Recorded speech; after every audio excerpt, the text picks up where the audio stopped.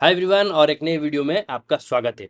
तो अवंती फीड्स एक FMCG company है जो श्रिम्प्स के ऊपर डील करता है, एक्सपोर्ट करता है। और ये जो कंपनी है ये 2010 में लिस्टिंग हुआ था जनवरी के महीने में। और तब उसका प्राइस चल रहा था 1 से 2 रुपए।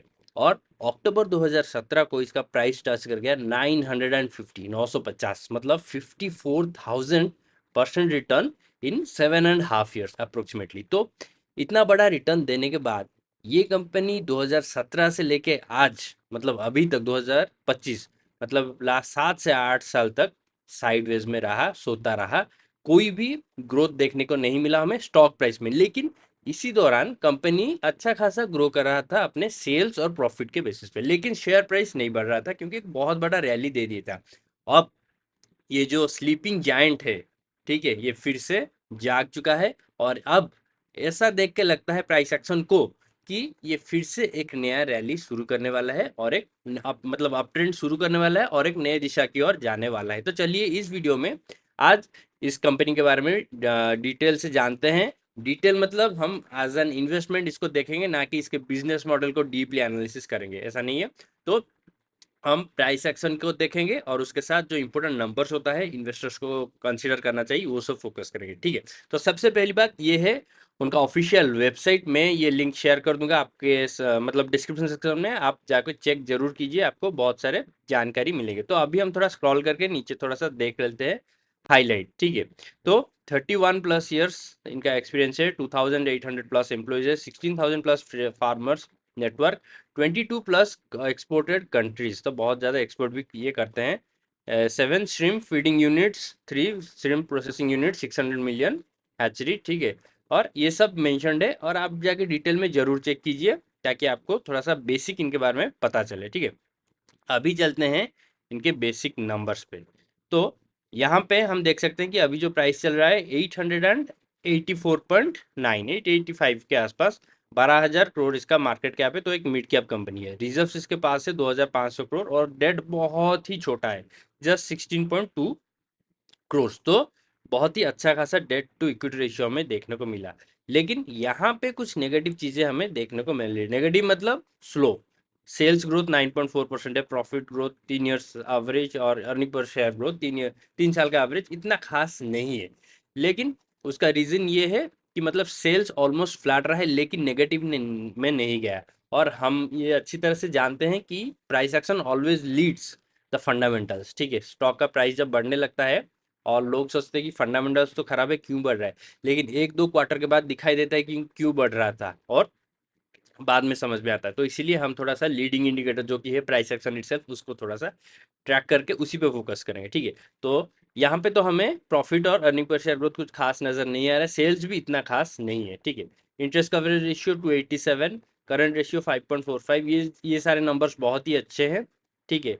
और अभी पी रेशियो जो चल रहा है इसका 25.10 और इंडस्ट्री पी है 29.95, मतलब थोड़ा सा अंडर वैल्यूड है, जो कि अच्छी बात है क्योंकि कुछ लोग अंडर वैल्यूड स्टॉक खरीदना पसंद करते हैं। और प्लेजिंग इसका कुछ भी नहीं है, 0.0%, जो कि बहुत ही अच्छी बात है, ठीक है। तो इस हिसाब से ये कंपनी स्ट्रांग है। तो चलिए लास्ट 3 साल का प्रॉफिट एंड लॉस थोड़ा सा देख लेते हैं। अगर हम यहाँ से कंसिडर करें मार्च 2023 से, तो सेल्स में ठीक ठाक ग्रोथ हुआ है, 5,087 करोड़ से बढ़ के हुआ 5,369, फिर 5,511।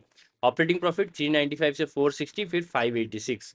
Operating profit margin 8%, 9%, 11%। और अगर थोड़ा सा पीछे जाए तो 6% से बढ़ के 8% हुआ था, मतलब कंटिन्यूसली इसका ऑपरेटिंग प्रॉफिट मार्जिन बढ़ रहा है। देख, तो ये एक चीज़ है जो हमें ध्यान में रखना है। और अभी चलते हैं शेयर होल्डिंग पैटर्न पे। तो शेयर होल्डिंग पैटर्न में लास्ट 3 क्वार्टर्स का अगर डाटा देखें तो 43.23% प्रोमोटर्स का स्टेक है, जो कि ना बढ़ा है ना कमा है। लेकिन एफ आई का स्टेक थोड़ा सा बढ़ा है, देखिए 14.28% से बढ़ के हुआ 14.40, फिर 14.47% अभी चल रहा है। और अगर थोड़ा सा पीछे जाए तो हम देख सकते हैं कि 13.50 से बढ़ के हुआ, मतलब फ्लैट रहा 13.47, फिर 13.47 से 4.11% हुआ था मार्च 2024 में। मतलब प्रमोटर्स को इस पे, सॉरी, एफ को बहुत ज़्यादा भरोसा है इस स्टॉक पे, और इसलिए 14% का जो स्टेक ये हो मेंटेन कर रहे हैं, ये बहुत बड़ी बात है, ठीक है। और उसके बाद DI 6.41% से कम के हुआ 5.82%, अभी 5.49%। तो थोड़ा सा कम किया है DI ने अपना स्टेक, लेकिन कोई बात नहीं, इतना चलता है। मेजर कुछ ड्रॉप नहीं हुआ, जैसे 5% 7% सेल कर दिया, ऐसा कुछ नहीं हुआ, कोई भी रेड फ्लैग नहीं है। और गवर्नमेंट का स्टेक इसमें है 2.72%, कंसिस्टेंट मेंटेन किया हुआ है बहुत दिनों से, ठीक है। तो ये चीज जो एक है, ये अच्छी बात है, इसके फेवर में है। अभी चलते हैं प्राइस एक्शन पर, देखते हैं प्राइस एक्शन हमें क्या कहता है। तो देखिए, ये है मंथली चार्ट, और मैंने जो कहा था, मतलब रैली दिया है 2010 जनवरी से 2017 तक, वो ये है, ठीक है। 950 के आसपास पहुंच गया, लेकिन उसके बाद से ये ऐसे ही ऊपर नीचे होता जा रहा था। कोई खास प्राइस एक्शन मूवमेंट हमें देखने को नहीं मिल रहा था, लेकिन फाइनली स्टॉक जो है, देखिए एक अच्छा बेस फॉर्म करके ऊपर गया है। यहाँ पे आप देख सकते हैं कि एक मॉर्निंग स्टार पैटर्न फॉर्म हुआ है, और वो भी मंथली टाइम फ्रेम में। आपको मतलब पता समझ में आ ही रहा होगा कि कितना स्ट्रांग है ये morning star pattern in monthly time frame, ठीक है। उसके बाद ये एक बेस बना के ऊपर गया, और अगर मैं कुछ मूविंग एवरेजेस डालूं, तो हम देख सकते हैं कि क्लियरली स्टॉक जो है एक अच्छा खासा बेस बना के ऊपर जाना स्टार्ट कर रहा है, ठीक है। और देखिए यहाँ जो रेजिस्टेंस था, ये सब मल्टी ईयर रेजिस्टेंस और सपोर्ट है, ठीक है। मल्टी ईयर रेजिस्टेंस ये 2020 के आसपास था, वहां पे थोड़ा सा रेजिस्टेंस फेस किया, तो चांसेस था कि पूरा नीचे चला जाए, लेकिन ऐसा नहीं हुआ। नीचे थोड़ा सा आया, फिर मॉर्निंग स्टार पैटर्न बना के तेजी से अभी ऊपर जा रहा है, 891 टच कर चुका है।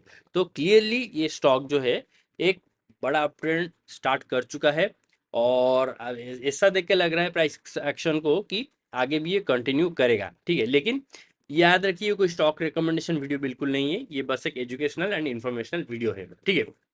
तो ओवरऑल कंक्लूजन ये है कि इसका फंडामेंटल स्ट्रांग है और डेट नहीं है।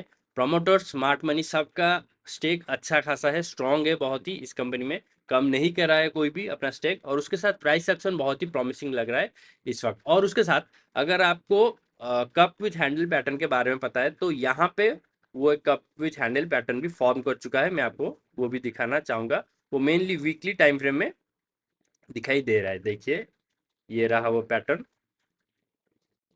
कप, और ये हो गया हैंडल, ठीक है। हैंडल को भी ब्रेक करके ऊपर जाना स्टार्ट कर जाए। तो अल्टीमेट क्वेश्चन ये आता है, क्या ये एक अच्छा वक्त है इसमें एंट्री लेने के लिए? तो मैं कहूंगा स्टॉक ये जो लेवल था, जो 671, वहां से तेजी से ऊपर गया है ऑलमोस्ट 30% से ज्यादा एक महीने के अंदर। तो मुझे ऐसा लगता है कि कुछ दिन शायद ये कंसोलिडेट कर सकता है आने वाले दिनों में शायद, और उस वक्त एंट्री लेना सही होगा, ठीक है। लेकिन अगर आप एक लॉन्ग टर्म इन्वेस्टर हो, और आपको यहाँ अगर आप एंट्री लेते हैं और थोड़ा सा भी गिर जाता है उसके बाद, उसमें आपको कोई प्रॉब्लम नहीं है, फिर कोई बात नहीं है, आप वीकली और मंथली टाइम फ्रेम को ट्रैक करके एंट्री ले सकते हैं, क्योंकि आप लॉन्ग टर्म सोच रहे हैं, 3 साल, मिनिमम 3 साल का आप सोच रहे हैं, ठीक है।